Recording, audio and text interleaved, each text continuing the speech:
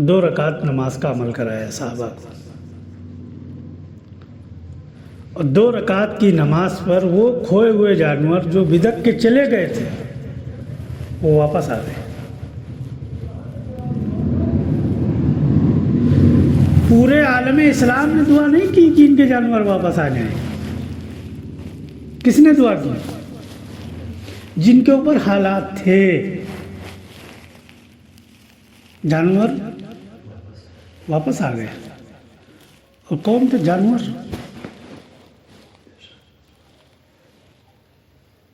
और नई जगह थे। चलो एक जानवर घर में पाला है, उसको अपना घर पता है, तो दिन भर घूमा फिरा, शाम को घर वापस आ जाता है। लेकिन जब कोई नया जानवर लाया जाता है तो उसको ऐसे नहीं छोड़ा जाता है, उसको महीना 15 दिन घर की पहचान कराई जाती है, उसको मानूस कराया जाता है घर से और घर वालों से, फिर उसको थोड़ा थोड़ा छोड़ा जाता है ताकि ये गुम ना हो जाए। आज ही आपको जानवर ला छोड़ देंगे उसको खुला। तो हालात आए, 2 रकात नमाज का अमल किया, मसाइल को अपने हल करा लिया। वो ताल्लुक था रब से। आज हालात मुसलमानों पर आते हैं, बत्ते दनादन वजीफे बताए जाते हैं। हालात जिन पर हैं सारी दुनिया में ऐलान हो रहे हैं, ये पढ़ो और आज ये पढ़ो।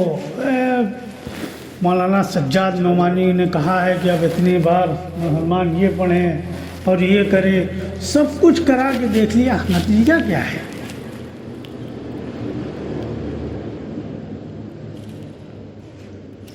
अब जब नतीजा 0 बटा सन्नाटा है तो अब करें तो क्या करें? अब कहते हैं वो जो है वो कमाई दुरुस्त नहीं है। लोग मस्जिदों को नहीं जा रहे। अरे जो नहीं जा रहे हैं वो नहीं जा रहे, जो जा रहे हैं उनका तो मसला हल हो। चलो हम नहीं जा रहे, आप तो जा रहे हो, हम बेनमाजी हैं, आप हो नमाजी, आप तहज्जुद गुजार हो, आपका तो मसला हल हो। हम नहीं जा रहे, हमारा ना हल हो।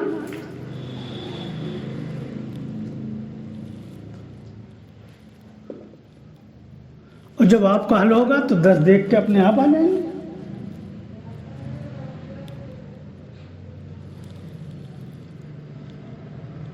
लेकिन हमारी नमाजों की ताकत क्यों ख़त्म हो गई? क्योंकि हम नमाज अल्लाह की नहीं पढ़ रहे हैं, हम नमाज भी फ़िरके की पढ़ रहे हैं, हम मस्जिद भी फ़िरके की बना रहे हैं, हम कब्रिस्तान भी फ़िरके का बना रहे हैं, हम मदारिस भी फ़िरके के बना रहे हैं। अल्लाह के कहाँ हैं? कह देने से कि अल्लाह का घर है हो गया।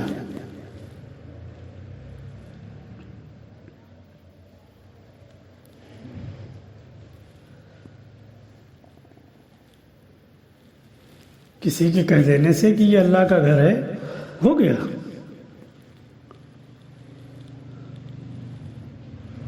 अभी पिछले हफ्ते साथी के यहाँ गए थे तो बताने लगा कि हम बम्बई थे, किसी ज़रूरत से गए थे। तो एक साहब ने उनको ताड़ लिया कि ये मस्जिद नहीं जाते हैं। कहा कि आप नमाज कहाँ पढ़ते हैं? वो पढ़ लेता हूँ, मस्जिद नहीं जाते हैं। तो कहने लगे कौन सी मस्जिद जाएगा? आप बताओ कौन सी मस्जिद जाएं? देवबंदी की, बरेलवी की, शिया की, सुन्नी की, अहले हदीस की, किसकी मस्जिद जाएं? कहने लगे ऐसा करना, तुम ढूंढ आना पूरे मुंबई में कोई अल्लाह की मस्जिद अगर हो तो फिर बताना, हम 2 रकात नमाज वहाँ पढ़ने ज़रूर जाएंगे, चाहे जितनी दूर। लेकिन देवबंदी की ना हो, बरेलवी की ना हो, शिया की ना हो, अहले हदीस की ना हो, किसी फ़िरके की ना हो, अल्लाह की मस्जिद अगर पूरे शहर में पता लगा के आना, हमको बताना। अगर एक मस्जिद पता लग जाए तो तो हम भी अपने को सादत समझेंगे, हम ज़रूर जाएंगे चाहे जो किराया लगे नमाज अदा करने। नहीं हर टाइम जा पाएंगे, एक टाइम तो चले जाएंगे कि चलो एक अल्लाह की मस्जिद मिल गई, उसमें 2 रकात नमाज अदा कर लिया। कहने लगे वो रोज़ बैठते थे, 2 दिन आए ही नहीं। फिर मिले तो हमने पूछा उनसे, मिली कि नहीं? जैसी आप बता रहे हो ऐसी कोई दुनिया नहीं मिलेगी।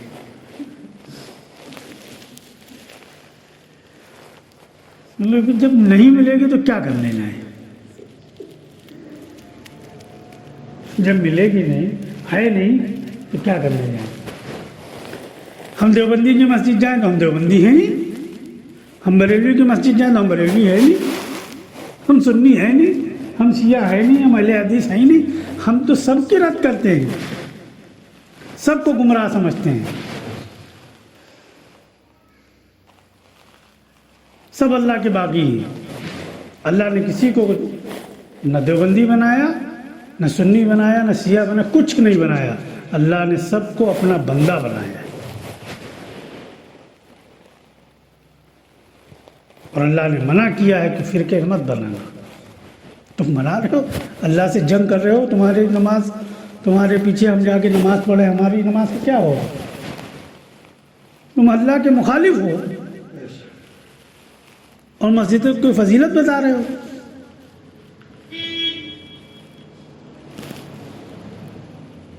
आज मस्जिद वाले का मसाइल नहीं हल हो रहे हैं क्योंकि अल्लाह के सबसे बड़े मुखालिफ यही हैं, सिर्फ फिरका परस्ती की बुनियाद पर। मांग तो रहे हैं दुआएं, अब अपनी कबूल नहीं हो रही तो करें क्या? सारी मस्जिदों में जुमे को बस इमाम मेहंदी बुलाए जा रहे हैं। जब दुनिया में कोई आलमी एतबार से हालात आते हैं, बस इमाम मेहंदी बुलाने लगते हैं।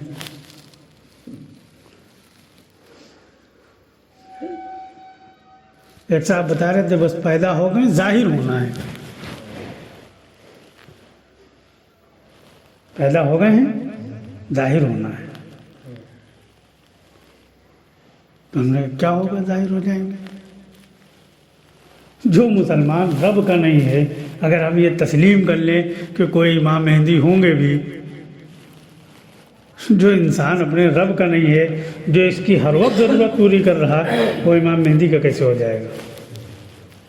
हो जाएगा,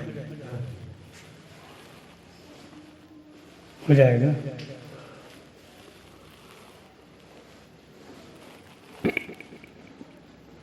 खुद बनो, हम सब खुद बने ऐसे। किसी मेहंदी का इंतज़ार ना करो। हमारी कब्र में कोई मेहंदी नहीं आएगा हमारे सवालों का जवाब देने दे आएगा।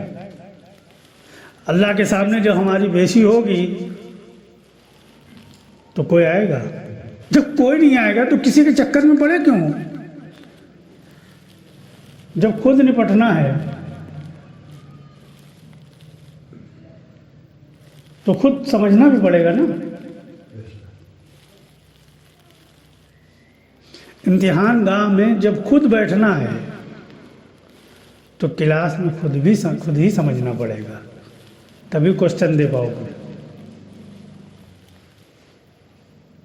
क्लास हमारा, ये हमारी ज़िंदगी का हर रोज़ है, हर वक्त है। और क्लास को चलाने वाला वो हमारा रब है। हर वक्त हर मौके पर हमको पढ़ा रहा है। अब हम उस गफलत में हैं तो फिर इम्तिहान गाह में हम क्या जवाब देंगे?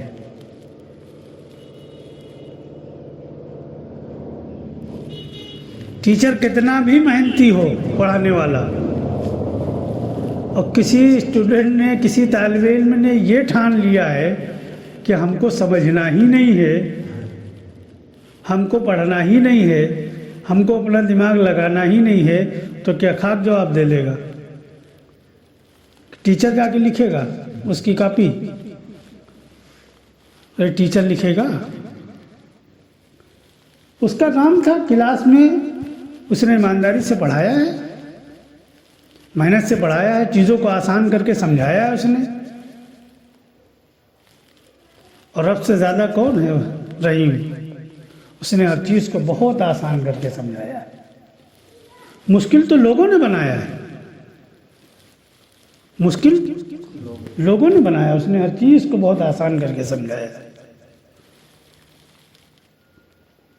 क्योंकि उसने हमको पैदा किया, हमारी क्या कैपेसिटी है उसको मालूम है, किसी दूसरे को नहीं मालूम है। कंपनियां कंप्यूटर बनाती हैं, लैपटॉप बनाती हैं, मोबाइल बनाती हैं, उसकी क्या कैपेसिटी है वो लिख देती हैं और उनको मालूम है। उससे ज़्यादा अगर जब आपका मोबाइल या कंप्यूटर या लैपटॉप या और मशीनरी जो है, जब ये जो है वो दिक्कत करती हैं तो सबसे पहले आपका लोड ही चेक किया जाता है। ऐसा तो नहीं वो है उसकी कैपेसिटी 4 GB की और आप उसमें सामान भरे हो 8 GB, तो ओवरलोड है, हैंग तो करेगा।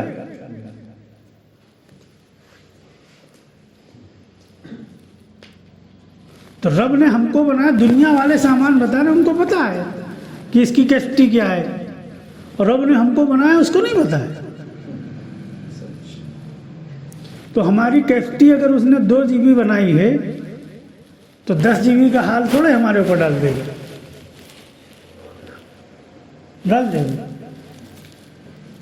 तो इंसाफ करने वाला है हर एक के साथ। और लोग क्या समझाते हैं हमको, हाँ तुम कहाँ समझ जाओगे, तुम्हारे बस का है रब को समझ लो।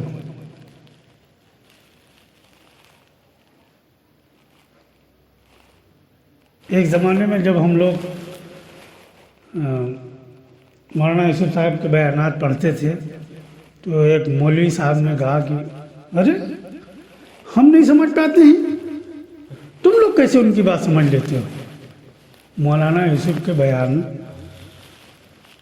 को कहने लगे कि आज तक हम नहीं समझ पाए, हमसे खुद कहा उन्होंने, और मस्जिद में बैठ के कहा। जैदपुर में थे, अनवारुल ने कहा हमारे पास तो रखे हैं लेकिन हमारे समझ में नहीं आते, हमने नहीं पढ़ा उनको आज तक। तो वो मौलाना थे, वो भी देखा कि अब हम 2 हो गए। उन्होंने कहा आज तक हम नहीं समझ पाए उनकी बात, तो आप कैसे समझ लोगे। हमने कहा आप गलत हो, जब तुम मौलाना यूसुफ की बात नहीं समझ पाए तो कुरान क्या खाक पढ़ाते हो।